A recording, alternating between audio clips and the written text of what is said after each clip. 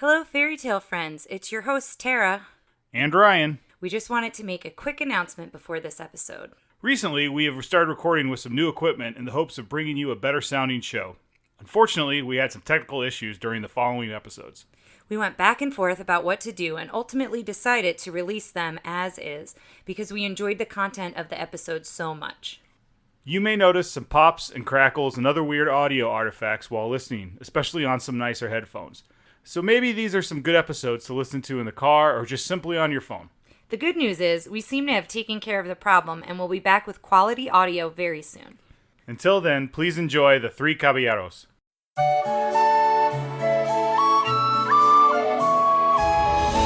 I'm Tara. I'm Ryan.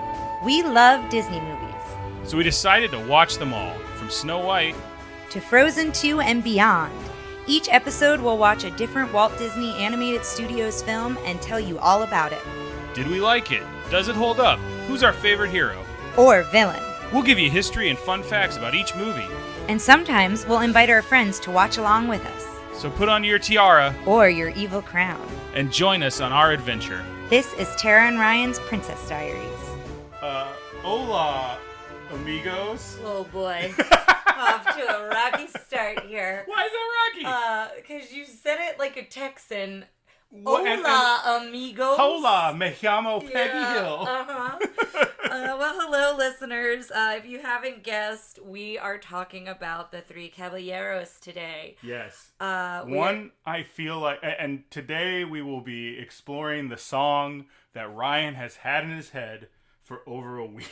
Which is? The Three Caballeros. Okay, because there are several in here. Oh no, this one specifically just saw this like, dun, dun, dun, dun, dun, dun, dun, dun, dun, dun. Like, it's been rough.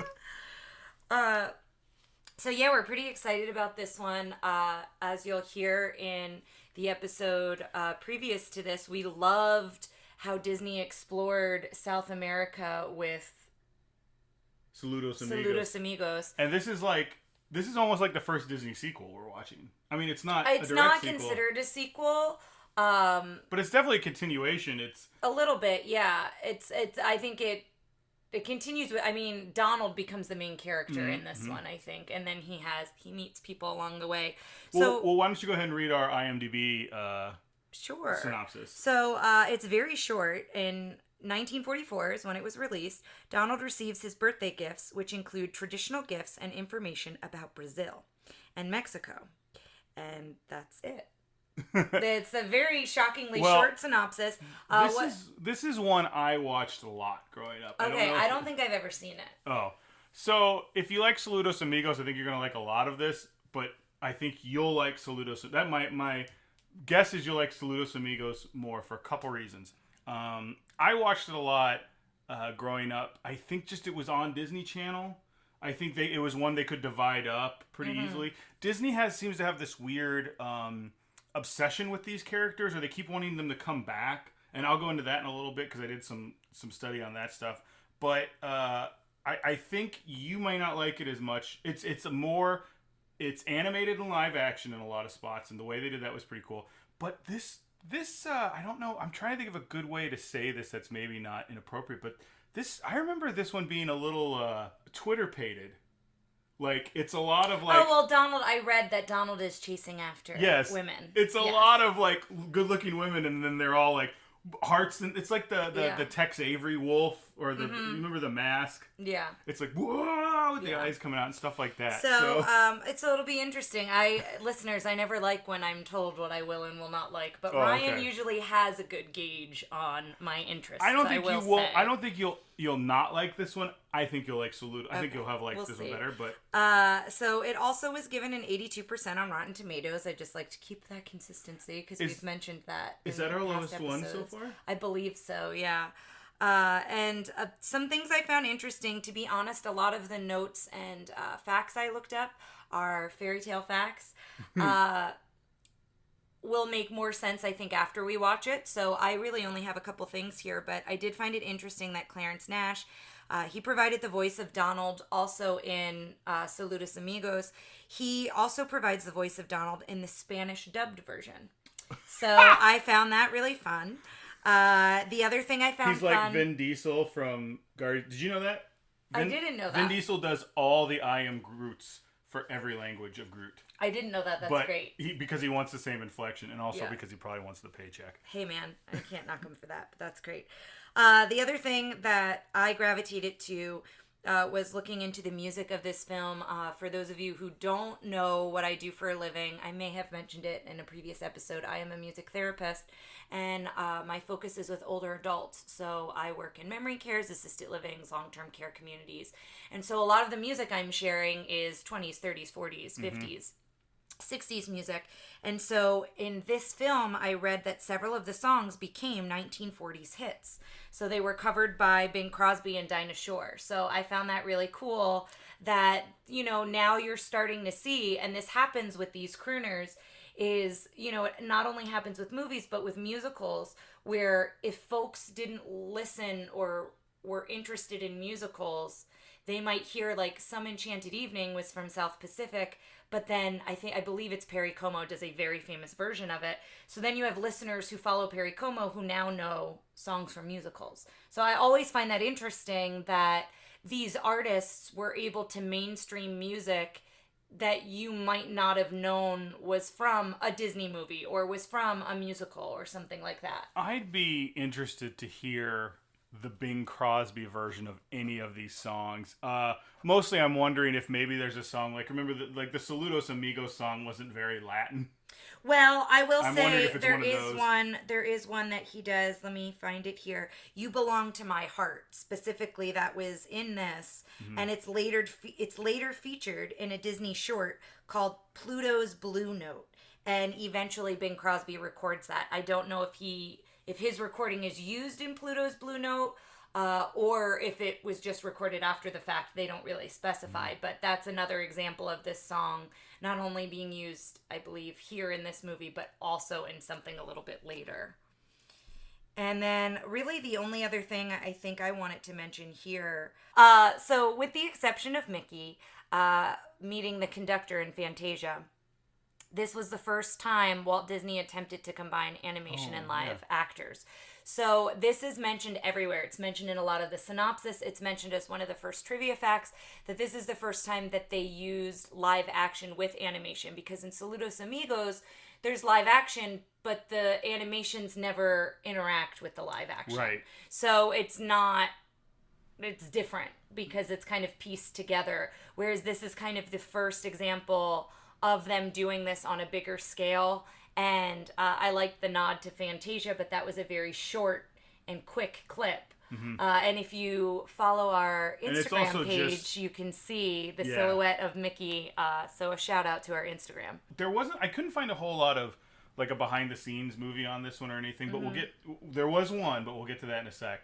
I did find they had recently as to probably whenever this DVD came out, they had found a whole bunch of B-roll footage, which is harder to find in the age of film versus, television, or film versus digital.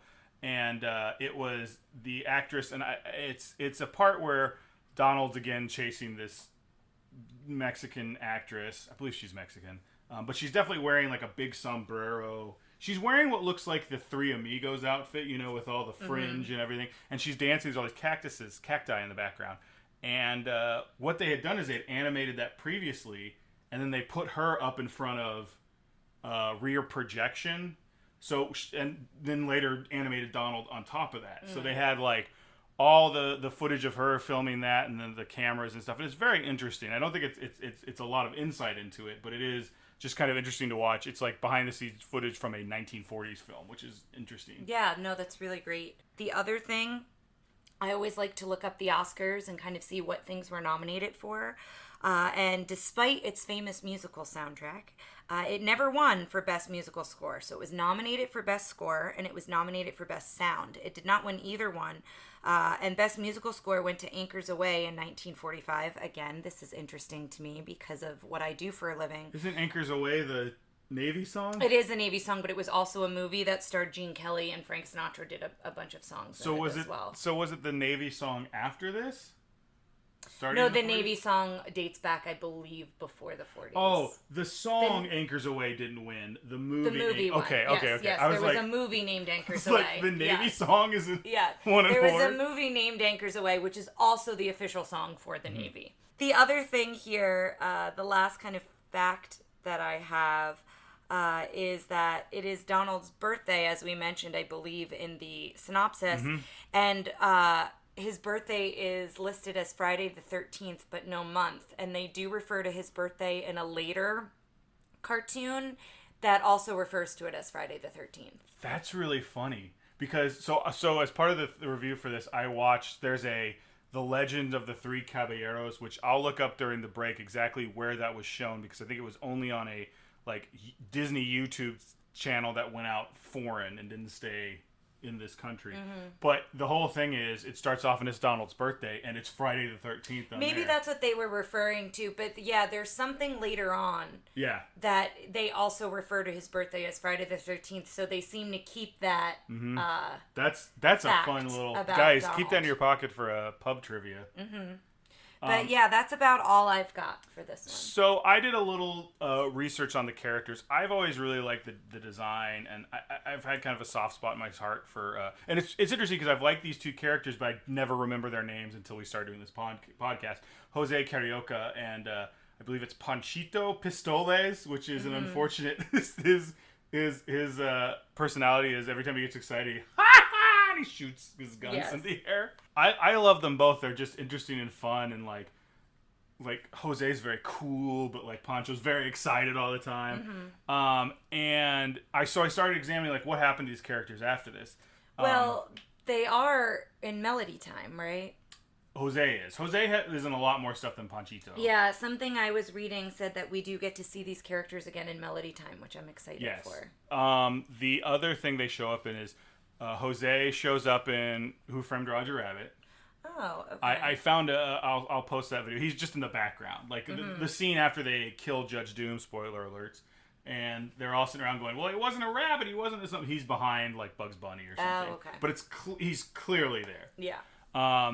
They show up in like House of Mouse, which was a show where it was like Mickey had a supper club and everybody came and watched like variety show stuff. Yeah. Did you ever watch that? It sounds familiar. I vaguely remember it, but yeah, apparently he showed up. I was reading a little bit about it, and I thought you might have that as a fact. So yeah, he showed up, and then I think the Three Caballeros showed up, and then they got their own show, and then they're on the new DuckTales, which I don't know if I've pushed the new DuckTales on this, but the new DuckTales is great. Ryan is obsessed with the new DuckTales. Legitimately very good, and it's definitely a show that's made by people who care about the IP and care about these characters, but it's especially obvious when you watch it compared to The Legend of the Three Caballeros, which is fine, but it's just a dumb kids show that I was like, okay, I'm not going to watch past about an episode and a half. And this is the Legend of the Three Caballeros is new. I think it came out around the same time as they were doing the new DuckTales. Okay. The Legend of the Three But it's new and on Disney Plus. It is on Disney Plus. Just so listeners kind of know what you're talking about. And it's essentially like way back in ancient times there were the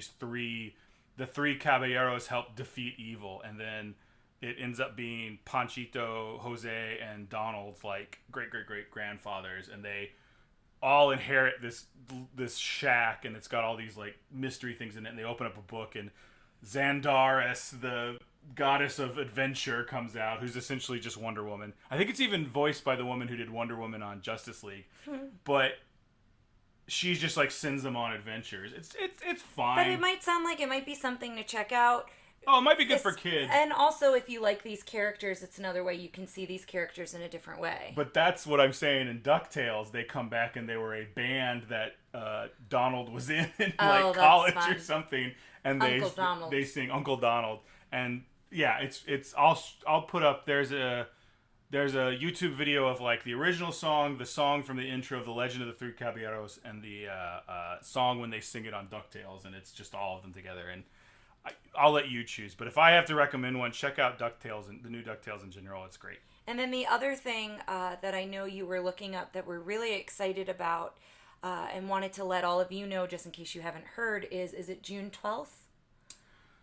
It's either June 12th or June 22nd. So in the month of June, so not very too far from now. Yeah, well, not to when date this comes, heck, okay. Yeah, this may come out right around when it comes out, which is a happy coincidence. check out on Disney Plus. There's a documentary from, I believe, 2009 called Walt and El Grupo, and it's the story of this trip, not only for Three Caballeros, but for Saludos Amigos. It's the story of the Goodwill trip.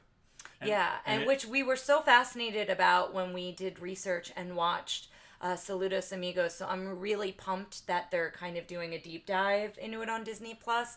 Well, I'm also excited that Disney Plus is doing more of these because the thing about the documentary I saw on Saludos Amigos is it was filmed at the time, and it was definitely filmed by like Walt Disney and so this one might have probably not like a bunch of dirt on the situation, but it may have a little bit more dramatic insider info. And it comes out like you said, June 12th or June 22nd. It may be out now. I mean, this is a podcast perpetuate into the future, so there's a good chance it's already out. But check it out. I think that's all I've got on.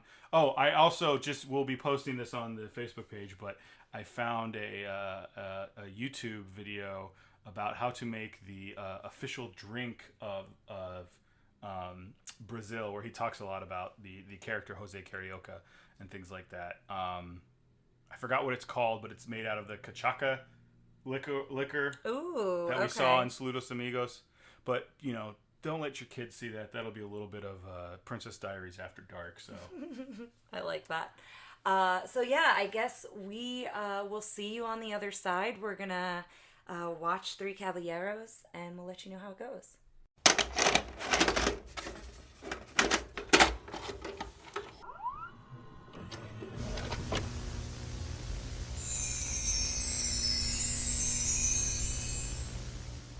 Welcome back, listeners.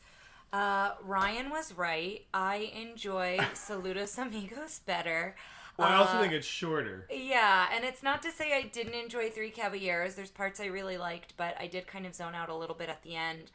And I think overall almost each segment could have been trimmed down. Not every segment, but there were probably at least 3 segments that could have been a little bit shorter. I liked this one a lot, but it definitely was a nostalgia kick for me. Like I said, I watched the heck out of it growing up, and when I was watching it, like as soon as the music started, I was like, I remember this song, and it definitely it gets trippy at the end. Yeah, so I guess we should go into it, and we'll kind of go through it like we usually do.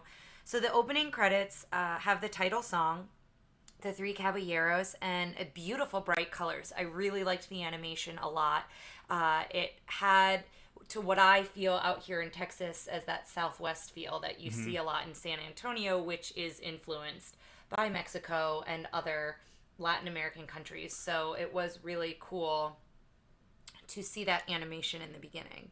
This one definitely, and I mean, we're going to see this a lot through the whole thing, but this very much felt like the idea of Latin America definitely through an American lens. Like you were saying, that felt like the Southwest. I think it's similar also to, we mentioned this in Saludos Amigos, where, it's highlighting all the positives of, if you were a tourist, what you might see, what you might do. Yes, but the thing I liked a little bit better about Saludos Amigos, and this is going into the movie a little bit more, everything in Saludos Amigos was like, we're going to show you actual footage from the country we're talking about, and then we're going to go to a full cartoon. It was more of a travel brochure, travelogue. And this one, almost all the live action, some of the stuff where they're flying through Mexico felt like just Mexico footage, but most of it was sets. And filmed on the Disney backlot. Suspiciously Caucasian-looking actors. Oh, that I didn't notice. I don't think those people were always native to the lands they were representing, but I could be wrong. So basically it opens with a big package for Donald's birthday. We mentioned his birthday's on Friday the 13th, and the tag is at first I think it's Spanish. It's Spanish. First it's in Spanish, and then the animation changes to English so you can see what it says. And the first gift is a projector setup with a penguin. And so he looks through the film and sees that there's a penguin in the film. And so he sets up the projector and the film reel and everything. And we start with, I don't know if I'm going to say it right, Aves Raras, Strange Birds.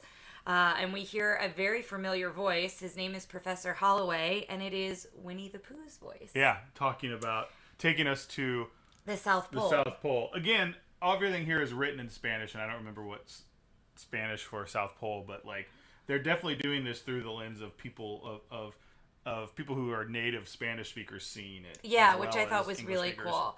So we go to the South Pole and we see all these different penguins, and there's one real sad penguin who's like oddly shaped and tall and kind of skinny. And then the rest of them are somewhat happy, but we meet Pablo. And Pablo the penguin has a special place in my heart because he doesn't like the cold. And I loved this whole bit of a penguin who just wants to get to a warmer climate. And so... I also like he only has one friend, and it's his stovetop pipe. Smokey Joe. Smokey Joe. And his wood-burning stove. His wood-burning stove. And his like belly is cold, and he turns around and warms his butt, and then his belly gets cold again. And he keeps doing he has the this wood-burning stove, and it's how he gets warm. And essentially, he tries several times to leave. He's, got it set that he wants to go somewhere warmer, and he's got all these like travel posters up in his igloo. And so he tries a couple different times to leave. And the first time he just tries to go on his own, and he realizes how cold it gets. He freezes and like rolls back, and then the second time he ties the stove on top of him to take Smokey Joe with him, and then I forget what happens with Smokey Joe and him. Can't. He's on skis, and he's too weighted in the back, so he can't. That's go right. over the So hills. he flips down into a snowball, and then next. He tries hot water bottles, tied to his feet. Snowshoes. Yeah, and tied on his body. And then the hot water bottles just sink in the snow, and you find out there's ice underneath it. And so then he becomes an ice cube. And each time, there are all these penguins wishing him well, and the group gets smaller and smaller until it's just 2 penguins because nobody believes that he's actually going to do it. And then he has this brilliant idea of that was one thing I thought was interesting about this, because it wasn't like Rudolph, where everybody else was making fun of him for being different. Everyone was very supportive of him. Nobody was really making fun of him. They just eventually were like, okay. I don't think this is going to happen. Yeah. But the ones who are still there helped him out. Yeah, they de-thawed him, essentially. And so then he comes up with the brilliant idea of a boat or a ship. And so he basically just carves the ice that his igloo's on in the shape of a boat, and he sets sail for warmer climate.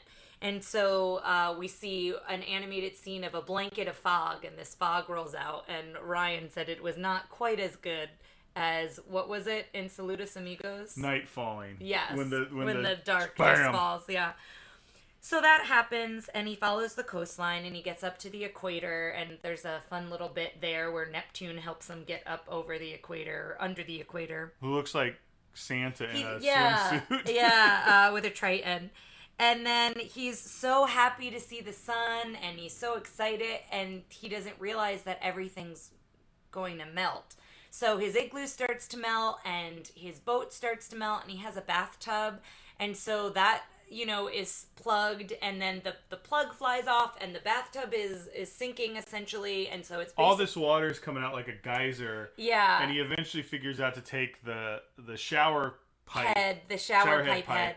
And shove it in the hole, and then it becomes like it sprays almost water. You have to see it to really get the really full great thing. But that's how he figures out to make it like a speedboat. Yeah. And I think he's at the Galapagos. Was that where they said he was at the end? I think so. I don't know that I wrote it down, but I think that's where he ends up. I know because he's got a turtle who's bringing him drinks. Yes, and he's kind of in a hammock, I think, and he's sunburned, essentially. And he looks happy, but he's sweating the whole time. Yeah, and they call him a bird in paradise. That's kind of how that one ends. So I actually really liked that one. That's not how it ends. How it ends is him going, maybe I should and he looks back in his wall, instead of having pictures of Sunny, it's all pictures of Antarctica. Oh, and him that's thinking, right. That's right. Maybe I do. And it's the idea of like grass is always greener. But he seems content. Yeah. But I really liked that one quite a bit. And then we're still with the film reel, and we go to the Andes and exotic birds, and they open up on different birds, and they're talking about these different birds, and then they see 2 toucans, and they use the phrase "toucans making love," which I thought was really a bizarre choice of words. I think they could have just said toucans kissing, because they made... It was That's a whole all it was. bit about, when one toucan turns, the other one can't turn in to kiss them because of their beaks, which I thought was, a funny little thing, but I thought the phrase toucans making love, did not fit in there and was an odd choice of words. It's just a weird thing to look out for parents if like. I mean, I think it would slide by super easily, but yeah, it did I don't kind think of it like was an issue. It was more of just like that just doesn't fit. I think it would ping for a child more if they said it and the adults went, oh, like if the adults reacted to it, yeah, possibly. And then there's the weird bird who comes back a couple different times. What is he called? I'm gonna look that up real quick. Araquin? I wish Bree was back to give us a pronunciation. I know, Bree. All my mispronunciations. I apologize, listeners. It's gonna happen throughout the duration of all of our podcast episodes. I mispronounce quite a few things. But it is this oddball bird who wears, I think, a t-shirt. And he kind of comes in and out throughout. Weirdly, it's not in here. Or it's not on I have it written down, but obviously I didn't spell it right. Right. Araquan is... It's something like that. Araquan, that's it. All right, so I got it right. All right. So, do you have anything to say about this weird bird? It's just... It's not a real bird. Like, everything else in this, I think, is based off of, like, real nature footage and real... Not based off nature footage, but they are like real the birds. Toucans and, yeah. And the scissor birds and things like that. And this one was just one that they just made up to be this kind of, like... Do you remember the dodo bird from Tiny Toons or from regular Looney Tunes? Mm-hmm. And it was, like, this weird bird. They went to Dodo Land. I think that's what it's supposed to be. It's just supposed to be some strange comedy, some strange... what's the word I'm looking for? Comic relief. Yeah. And it was funny, but it was also... The reason I found out he wasn't real also was that drink, that YouTube video of making the Brazilian drink was talking about how the guy would go and talk about this bird to everyone. He's like, oh, it's a weird bird that has a weird thing. And he's like, and then I found out it wasn't real, and it was really a bummer. Oh, that sucks. So you're following these different birds, and then you see like flocks of flamingos, and I loved this bit of animation because Donald tries to move like the flamingos. So he tries to get like tall and skinny, and he like moves his feet like the flamingos, and so I thought that was kind of fun. Mm-hmm. And then we go to the gaucho from Uruguay, and I have a note, and now I have to find it. Here it is.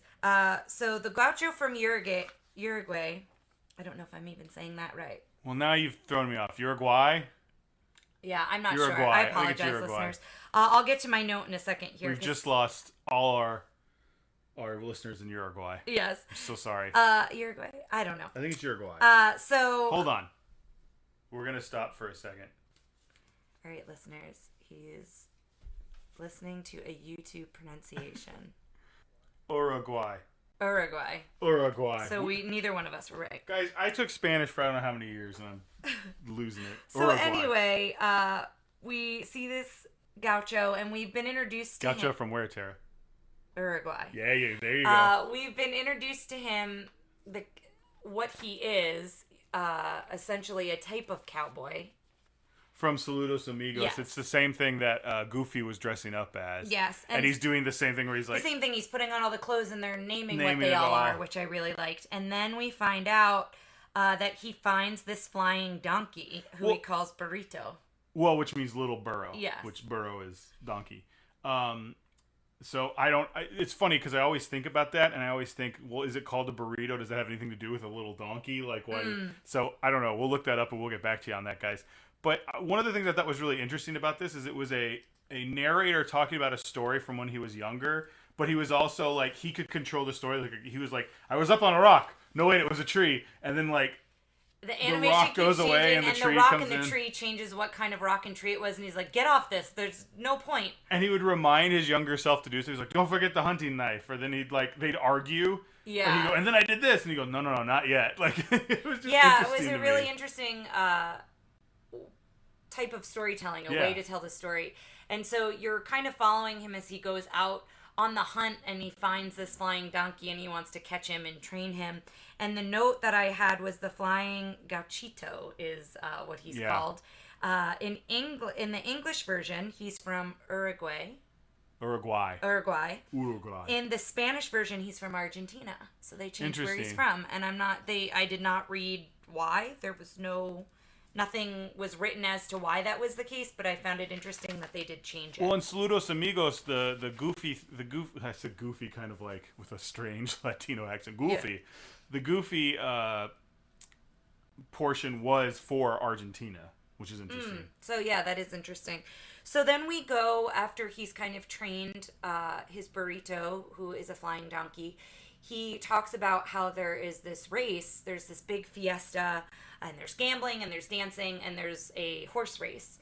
And it's 1,000 pesos if they win. And he's like, oh, we are like a shoo-in to win because I've got this donkey with wings and like no one's going to know. And so he kind of lines up. Which is interesting to me that it's illegal to have a flying donkey in a horse race, but it's okay to have a regular donkey in a horse race. Well, yeah, basically we get to that, yeah. So yeah, he does this horse race, everyone's making fun of him, and I like all the animation of like how he's like very proper trotting with him, and then they're like, oh, you have to look like a jockey, and then he changes the way he's But they're riding. still going slow. He's like looking very intense, but yeah, so all the other horses are like a cloud of smoke, and like horse heads are popping out to see like who's in the lead, and then he's like, now's the time. And that's where I think he tells him to get out his knife when the rope is trying to cut the rope so the donkey's wings will open up. And so they win, and he's so excited, and he gets the big bag of 1,000 pesos. And then this bird is singing sweetly up on, I think, a telephone pole. It's up high. And well, it's the same bird from the beginning. Remember they were talking about that bird whose mud nest looks like an oven? Yes, and that's what he thinks he's hunting when he sees the wingspan, and it winds up it's the donkey. I thought he was hunting condors. Whatever he was hunting, he thought the donkey was that bird. And then it turns out it was the donkey. So the donkey gets sidetracked. Sidetracked's the wrong word, but distracted. Yeah, distracted. That's the right word. He flies up to the bird and starts like sing-songing at the bird, and then everybody sees that the donkey has wings, and that's what Ryan said. And they get real mad. Yeah, they it's get like, real mad. You can't have a flying donkey in a horse race. I'm like, you shouldn't have a donkey in a horse race. The only reason you let him be in the horse race is because you knew he'd lose, and there was probably a fee to get in, and you took his money. Get out of here. And then it weirdly ends with like, and we were never seen again. They like fly off into the sunset and say the words. And we were never heard of again in our whole lives. The end. I'm like, okay, one, that implies that the narrator is dead. And it's two, just like it's a weird. really weird, like, and that was it. Yeah, it should have been, and that was it. Yeah, basically. We cut back to Donald. And so now he gets his next present. So well, he starts hearing this like... Yeah. And so essentially, it's one big... I like it. I do. It's one big present, and then there's little presents inside of it. Yes. So the projector and everything was the first present. This next present is moving and dancing, and puffs of smoke are coming out of it. And we find out it is our favorite pal, Jose... Carioca. Like karaoke, but... Jose Carioca, and he starts talking about Brazil, and, you know, have you been to this area, and then Bahia. Yeah, Bahia. Which is funny, because I think the American... It's B-A-I-A with a... Well, the American spelling I read is B-A-H-I-A. Oh, but it's one of the states in Brazil, and he keeps going, Bahia, you'll have... He keeps going, have you been to Bahia? Yeah, he's like so excited. Every time that bird comes back that we talked about, I call it the weirdo bird. So the weirdo bird comes back. The weirdo bird is pretty accurate. The weirdo bird comes back for a little bit. Steals his cigar. Yeah, and then kind of like disappears again. And then he starts describing Bahia. And the animation here was some of my favorite in the whole thing. Beautiful colors, very detailed, describing Bahia and... you know, talking to Donald, you know, we have to go, let's go. And so they jump into the book. So they're looking at a book, at pictures of the book. He shrinks Donald by hitting him in the head with a mallet. Cause yes, that's right. Joe, or Jose, is smaller. Is small, and so he turns into four Joes, hits him with a mallet, and turns That's back. right. There's a lot of surrealist, kind of strange, cartoony stuff going on in this one. So, you know, they jump into the book and they get on a train, and the weird bird draws a bunch of train tracks and does the train a real splits. Roadrunner move. Yeah, here. The train splits a bunch of different ways, and it comes back together. And so then they go to the land of romance, and we get to see Yaya, who is I'm looking this. Give Carmen Miranda's younger sister. Aurora Miranda, the sister of Carmen Miranda. That's going on. The next people are in it, but yeah, I think it was a big deal. So this is our first live action scene. We should say up to this point it's all animation. And at one point, right before they go, when Jose is doing the whole bit shrinking Donald down, he is dressed like Carmen Miranda with the fruit on his head and everything.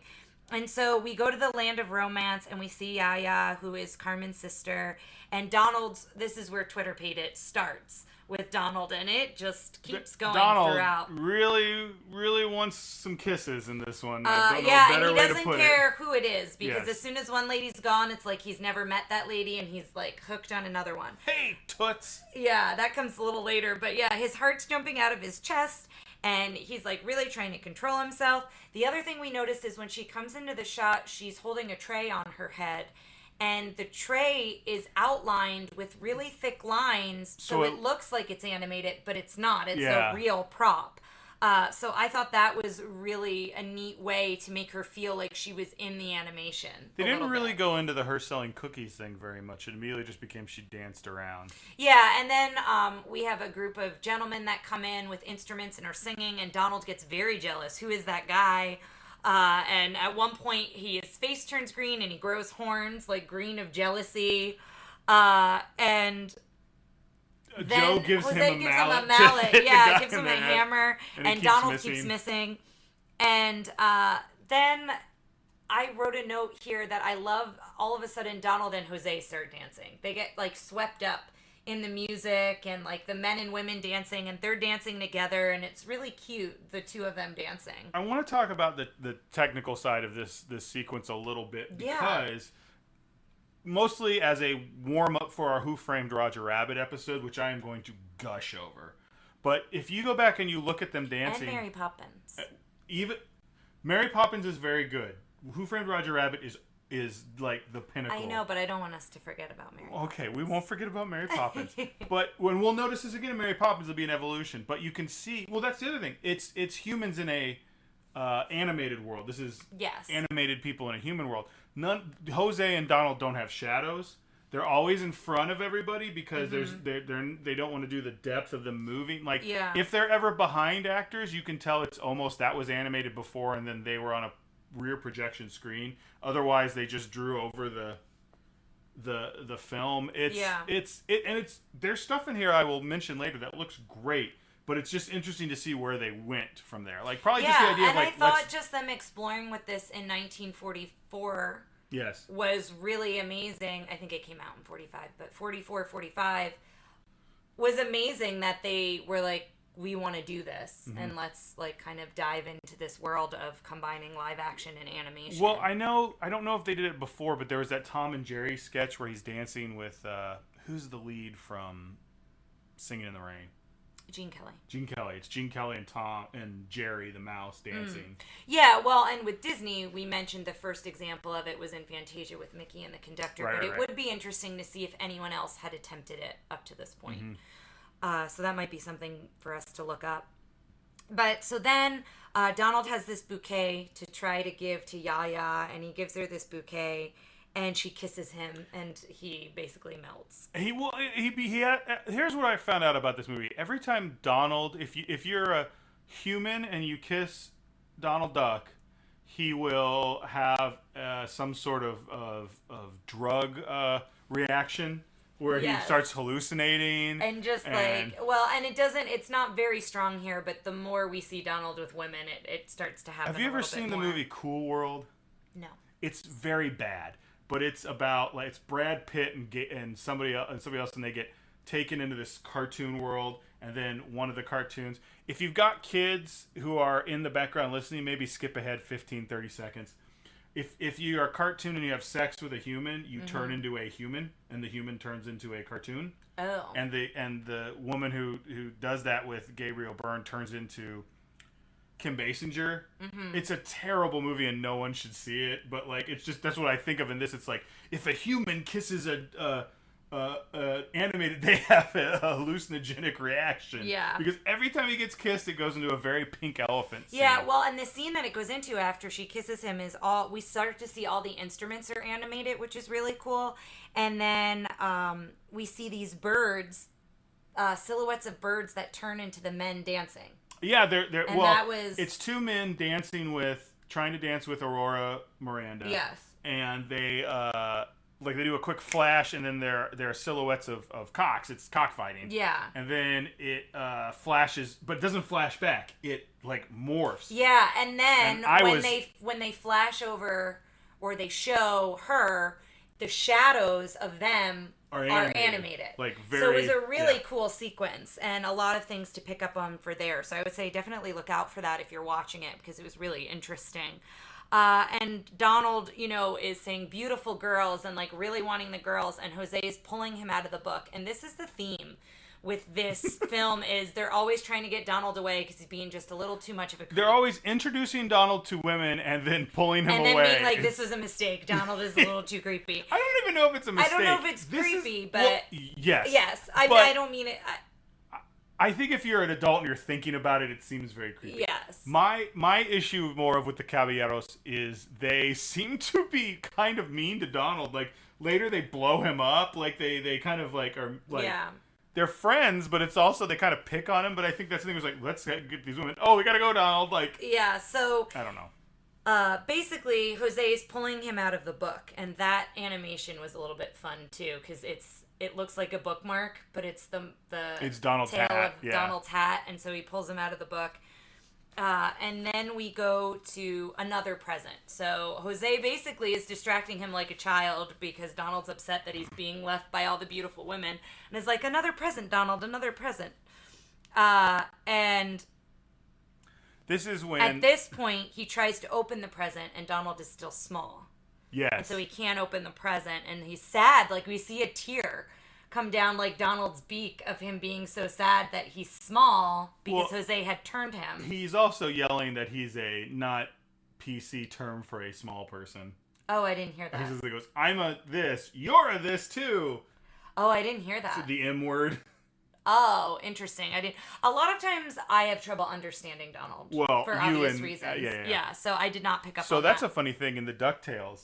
There's a whole thing where they can't understand him, and the scientist gives him a pill that makes you be able to understand. Like, he gets a new voice. Yeah. That new voice is Don Cheadle. Oh, that's awesome. So he's like, rah, rah, rah, rah, you guys are being real. What's happening to my voice? And it's oh, that's fun. Iron Man's Don Cheadle. That's great.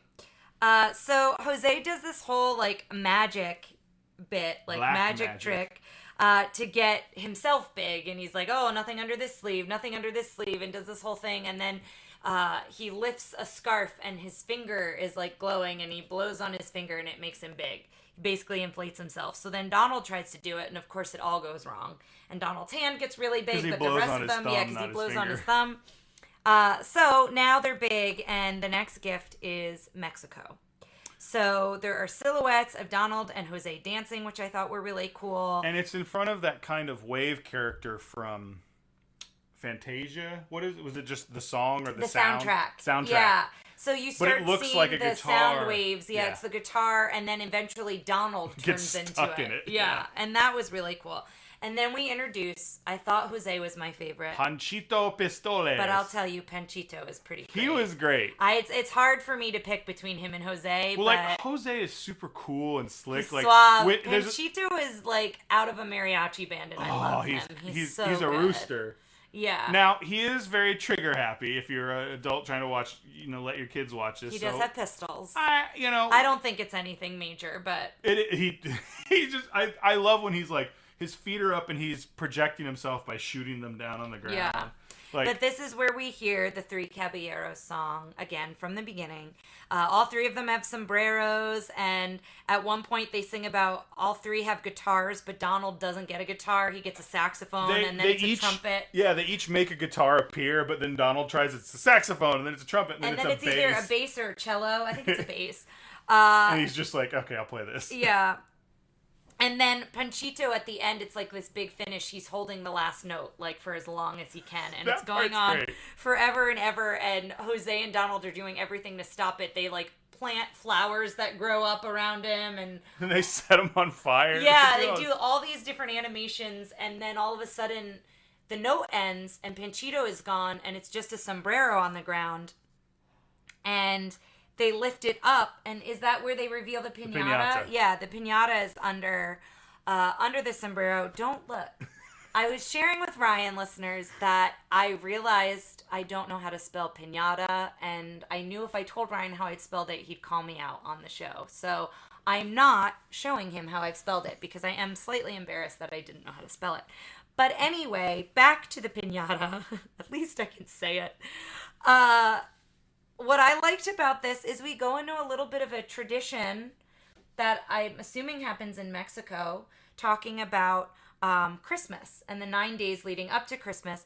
And when Panchito mentions Christmas, Donald starts singing Jingle Bells, and Panchito goes, "No, Donald, not jingly bells. No jingly bells. No jingly bells," which I loved.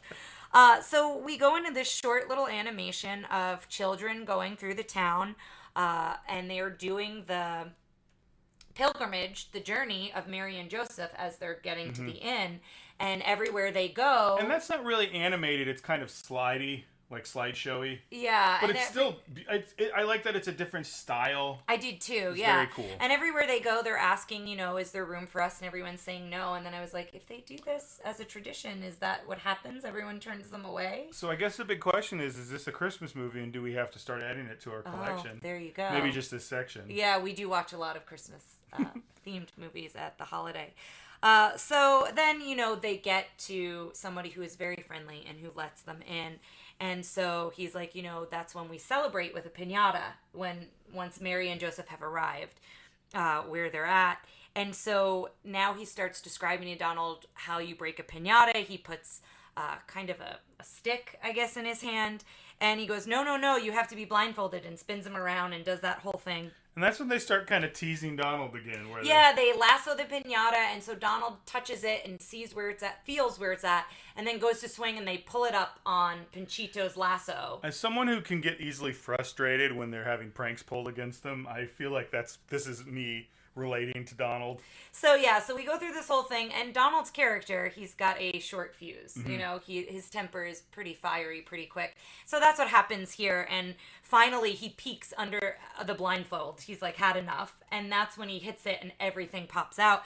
And I was like, wow, I love this piñata. There were so many beautiful things that came out of this piñata. We're just used to candy, so I am curious. The last time you had a piñata, it was not filled with candy. Oh, yes, that's right. Listeners, I forgot. Some of you who are listening may have been in attendance, but for my 30th birthday, this also follows the penguin. I hate the cold, and my birthday is in January. And so I would always talk to Ryan about how, I was always jealous of people with summer birthdays because they could have all these outdoor things. And when I was little, I did have a couple pool parties at like a fitness center in January. But so I told Ryan this, and so he threw me a surprise 30th birthday at a hotel with a pool. And there was a piñata, and it was all tiny liquor bottles inside. Well, my thought Right? was, yes, my thought was because they were plastic, they'd be fine. Yeah, and then we had a But a friend, couple but we of them didn't have a busted open. stick, and a friend of ours played broom ball, right? He That's went what it down was, and yeah. got So I have had a piñata with not candy in it, but I am curious. I kind of want to do a deep dive, and I'm saying this so I remember to look it up. To see what piñatas are filled with, or traditionally was it filled with something besides candy? Or if you guys have had a piñata without candy, just send us an email. Yeah. trprincessdiaries@gmail.com. We'd love some mail. So yeah, that would be great to kind of find out your traditions with a piñata. But then he breaks the piñata, and then we go kind of back to the book and the history of Mexico with the flag. And they start talking about how the flag, the symbolism of Mexico's flag and what it means. And then we focus on Mexico City and the lake. We don't really see Mexico City, which is kind of a bummer. No, I like the it's shot of it animated, where I believe. this is something they talked about for Saludos Amigos, was the idea of trying to, like, people at that time thought like Latin America and all that was pretty backwards. Mm-hmm. So I think showing more of Mexico City would have really helped that, because it's a big bustling city. Yeah, and the Mexico song plays, and I really liked that song a lot. And it was you a do weird see a little animation, bit, though. Yeah, the animation was a little odd. They tried to show the culture, I think, in that animation, but I don't think it was as successful as it was in earlier animations in this film. So the animation wasn't terrible here. They did try to showcase the culture. I didn't think they did as good of a job as they did earlier in the film. But then the part I do like is the magic carpet, but instead of a carpet, It's a sarape. It's a sarape. And Which so is that's like how they... Hold on, let me look it up real quick. I think it's just a blanket. So yeah, the sarape is how they travel to Mexico. So they go long blanket-like shawl. with bright colors, usually. So that's how they go back into the book. So I would like to take this time for a second to talk about one of the other pieces of research I did that I forgot to mention earlier. The Grand Fiesta Tour in Epcot Center. Yes, I had a note to make sure we talked about it. They have added, I don't know exactly when, I could probably look it up, but why would I do research for this podcast I'm making? What a jerk. But they've changed it so that it includes the Three Caballeros.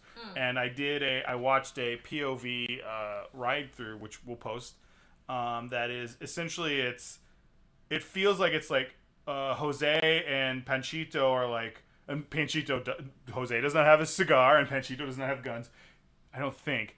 But it's a lot of screens added into this boat ride through Mexico, and it's, if you're like us, I love Epcot and I love some of the more boring quote unquote non-thrill rides, and I don't think I've been on the Grand Fiesta one. I think the thinking was when I was a kid, we know enough about Mexico, let's go on the Norway ride one more time. Oh, because you lived here in Texas. Yeah. So you go on and it's Panchito and Jose are like, where's Donald? We can't find him. And then like the next screen is Donald kind of from Saludos Amigos running around with a camera. Mm-hmm. And he just keeps getting lost in Mexico.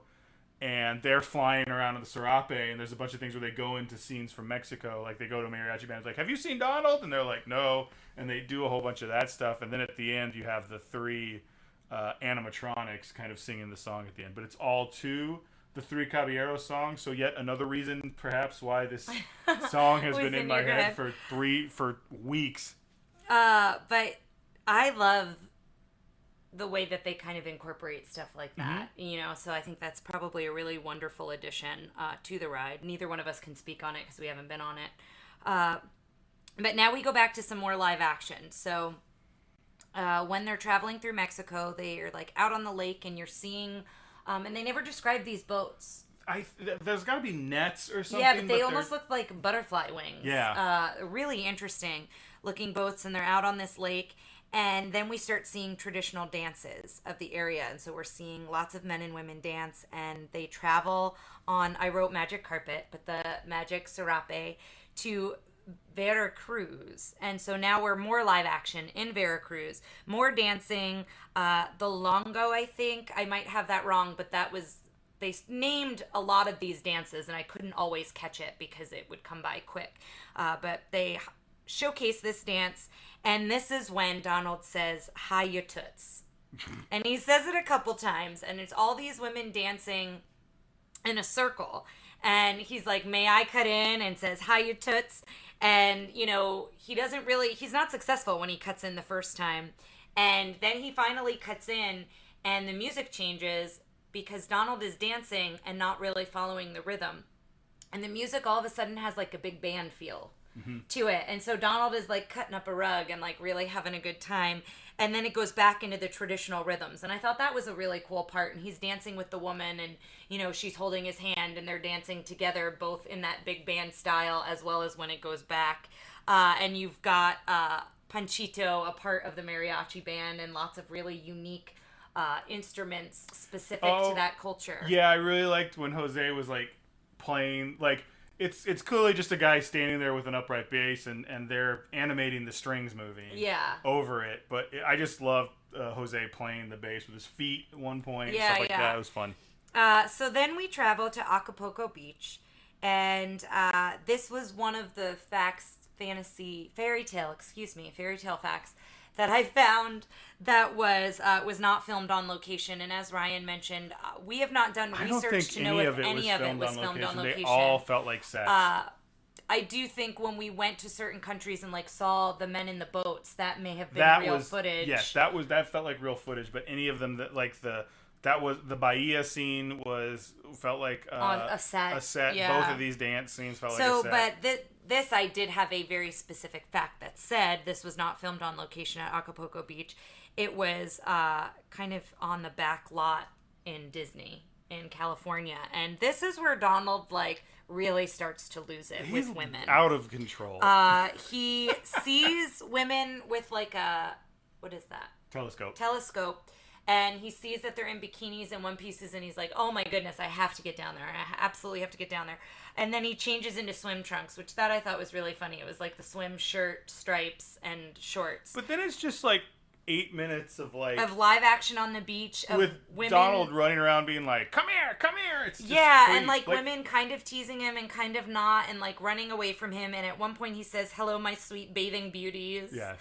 And the one animation we really liked that I made a note of is a woman is holding like a beach blanket, and Donald pulls it from her, and then it comes underneath him, and he's standing on top of it. That's cool. I also like when they get him in the blanket and they're like flipping him up in the air, because something had to be pulling it down to look like there was weight in it. Yeah. That was cool. But that scene was a little skippable. Yeah, I would agree with that. So then, this is, listeners, where I kind of start to tune out. I do still have notes, but Do you want me to take it? I mean, I'm fine with taking it. I know this is the part where he talks a little bit about Mexico City again. Yes. And he says, it's beautiful down there, but even the sky is beautiful. And then a woman kind of appears out of the sky and starts singing, and that woman's You Belong to My Heart is the song, and that's the song I mentioned earlier that Bing Crosby and Dinah Shore eventually do a cover of this song. Dora Luce is the singer. I'm sure I'm mispronouncing that. Beautiful, but it's just her face, which is kind of odd. It's not she's connected. In the sky. It's like some of the other stuff you can tell, like it's early but animation like it's not, and live action. I think it's weird. It's not like her silhouette or her whole body. It's just like her head. Well, it's also she's not reacting to Donald. She's not. Yeah. And it's a beautiful song, but it's a song peppered with Donald going, "Oh boy!" And it's like, yeah, and this is weird. And so it's in the stars, it's in the sky, and it is really beautiful. And Donald's dancing with the stars, and that part I really like. Like she fades in and out. But then she makes the fatal error, and she kisses of Donald. kissing Donald. And then I wrote, it's trippy with the Three Caballeros. Yes, like and then it gets like they have pink a spot elephants. where they have very psychedelic. They have real women's legs and they're dancing. Yeah, and then like. Donald says something about they're ruining his good time. He gets very upset that they're like in the animation with him. It takes like a real weird turn. And then at the end of it there's a whisper from I don't know who saying, it's pretty Donald. girls. Yeah, it's all these flowers opening. It's not Donald, it's a different voice. It's just some animators was going, pretty girls. Or it's one of the Caballeros, maybe. But yeah, it's real weird. And then... Now, this last scene I really like, even though it's them being mean to Donald again. It's this weird scene where it's like, it's Panchito is a matador and... No, well, you missed the whole dancing cactus scene. Oh my god, I'm really bad at this. See, thing. I have that's why Thank I God. take notes. Ryan always makes fun of me for my notes, but it helps All right, we're going to cut all that out, so here we go. But anyway, before the scene where they're kind of mean to Donald again, there's dancing cacti, and there's a woman who's kind of tap dancing, but with cowboy boots on and spurs. And so she starts out, her silhouette is a cactus, and then as she gets closer to the screen, it's a woman. Carmen Molina. And she's great. I really liked her a lot. I love her dance. And she just looks so happy. Yeah, she was really great, but again, Donald has forgotten about all the other women that he's pined over. This is now like the apple of his eye. All I gotta say is Daisy. I hope Daisy doesn't get a hold of this footage. I know, because he's real problems at home. He's very embarrassing. But yeah, so we do this whole animation with the cacti, and they start moving and dancing, and when they get bigger, they look a little bit similar to when the brooms dance in Fantasia. And so Donald's trying to chase her and trying to catch up with her, and she fades back into the background, and her silhouette turns back into a cactus. Mm-hmm.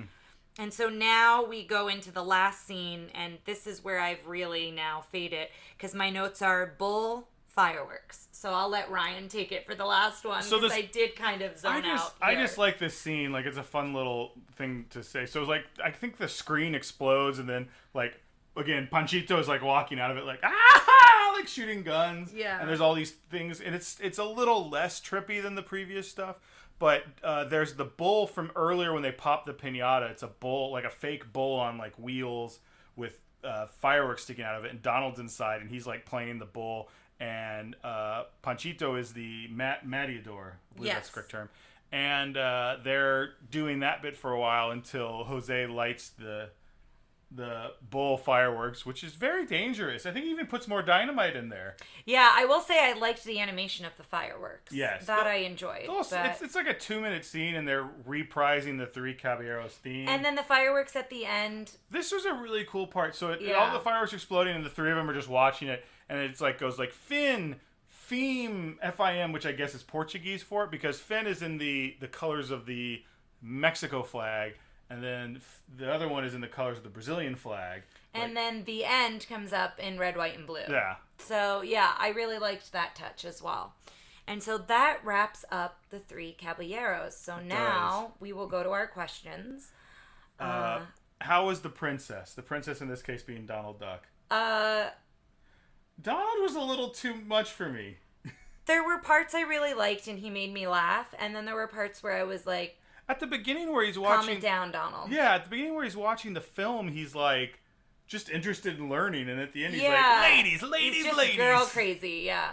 I don't know. It's kind of weird. I mean, so the next question I think we should ask is, how were the sidekicks? Which were sidekicks were fantastic. Jose and Panchito. Well, and you could also see Burrito was in that story, and the penguin. There were so many. Pablo, the penguin. But yes, the two major sidekicks were Jose and Panchito, and they were fantastic. I don't feel like we really had a villain in this one, except for maybe Donald's libido. There wasn't really any like.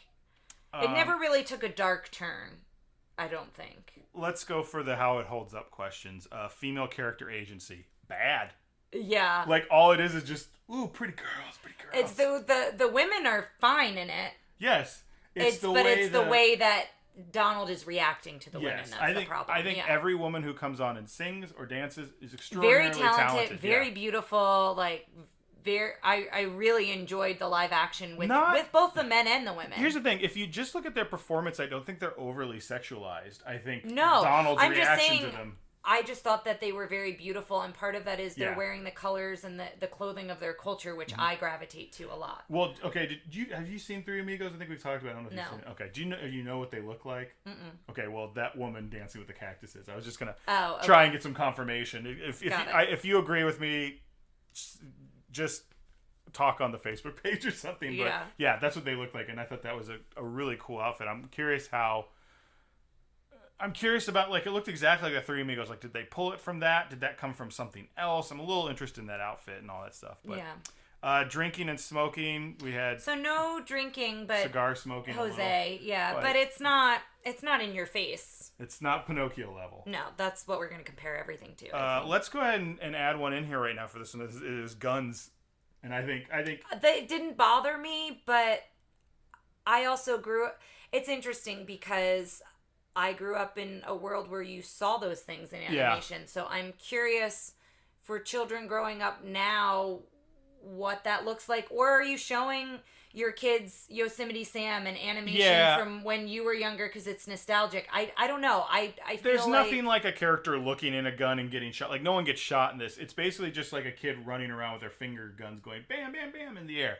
Like, he's not shooting at anyone. I think the stuff with the dynamite is probably more harmful. Yeah, and honestly, I think it's us taking a very critical eye. Yeah. I don't think anything is too intense in this. Let me see. And then the final, another question. What is your favorite musical number? And I think mine is pretty obvious. I love the Three Caballeros. I think it may be my favorite Disney song.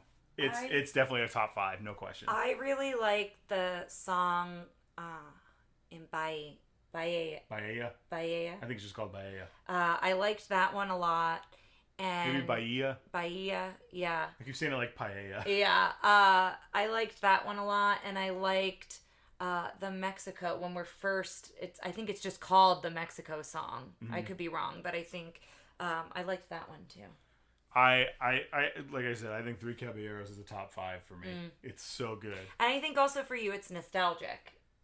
Partly, I think it's a legitimately good song. Yeah, I like it. I just didn't gravitate to it as much for whatever reason. Yeah. All right, now the big question, and I want you to really think about this because it's a pretty easy answer for me because of the nostalgia factor. Mm-hmm. And it is: do you want to put it up on your shelf, or do you want to lock it away in the vault? I don't want to lock it away in the vault because I think that's drastic. I think people should see it. It wouldn't go on my top Disney shelf. It would maybe go in a drawer. Tara, those aren't the choices. I don't want to lock it in a vault. I don't think, because I think that's really like, when I hear lock it in a vault, I hear Song of the South, or like it's really inappropriate, or like, you know, it doesn't hold up in certain ways. And I don't know that I would say that, but I don't know that this is one that I'd go back and watch anytime soon. Here's the thing. I think I would do like what I do with the kid, because I remember when I was watching it this time, there were parts where I go, I fast forwarded through this. I'd watch them like as shorts, but I don't think I would watch it start to finish anytime soon. I do recommend seeing it. I think especially if you're following along with us chronologically, I think it's a really great following Saludos Amigos, just because of a lot of the comparisons that can be made, and Panchito and Jose are fantastic. But it's not one for me that I'm like, oh, I'm dying to see it again. Well, I've got, for me, absolutely it's going on my shelf. Okay, again, a lot of that enough. is for the nostalgia, the push. And understandably so. Yours is going in a drawer? Is that the... Yeah, or like going on the bottom shelf, but it's not like... We're going to call that the vault. I just, the vault to me sounds very like... It's never coming out because there was something... You think it's coming out of that drawer anytime I'm just soon? saying because there's something wrong with it. There was nothing wrong with this. Right. I think that's where I'm making that distinction, is there's nothing wrong with it. It's just not one that I would showcase up on my top shelf. Yeah. All right, guys. Thanks for coming along with us. On this journey. South of the border. As always, you can get a hold of us in all the ways that are going to show up here in a few minutes, but let your friends know about us.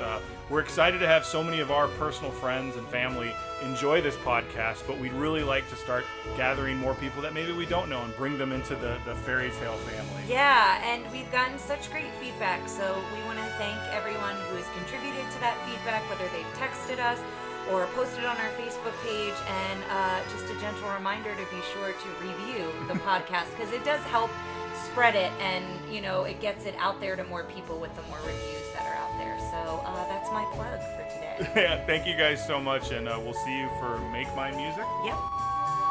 Thanks for listening to Tara and Ryan's Princess Diaries. If you want to tell us your favorite Disney villain and why it's Gaston, send us an email at trprincessdiaries@gmail.com. Or you can send a tweet about how great Maleficent is to @TRPDiaries. Check out our Facebook group by searching for Tara and Ryan's Princess Diaries. Tara and Ryan's Princess Diaries are available on iTunes, Stitcher, Spotify, Overcast, and many more. Wherever you hear us, please be our knight in shining armor and give us a 5-star review. Thanks again, and until next time, remember to always live happily ever after.